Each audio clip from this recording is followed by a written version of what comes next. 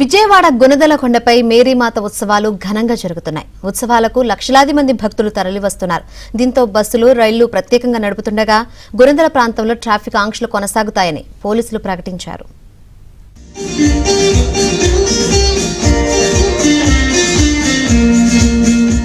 దక్షిణ భారతదేశంలో రెండవ అతిపెద్ద క్రైస్తవ దేవాలయంగా పేరు పొందిన గుణదలమాత క్షేత్రం 100 వసంతాల వేడుకలు పూర్తి చేసుకుంది.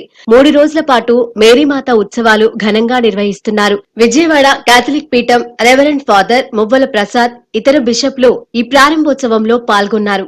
దివ్యబలి పూజతో ఉత్సవాలకు అంకురార్పణ చేశారు. అనంతరం ప్రార్థనా గీతాలను ఆలపించారు. 3 రోజుల పాటు జరిగే ఈ ఉత్సవాలకు లక్షల సంఖ్యలో భక్తులు గుణదలకొండను సందర్శిస్తారు. 2 తెలుగు రాష్ట్రాలతో పాటు దేశవ్యాప్తంగా అనేక ప్రాంతాల నుంచి భక్తులు ఈ ఉత్సవాలలో పాల్గొనేందుకు తరలివస్తున్నారు.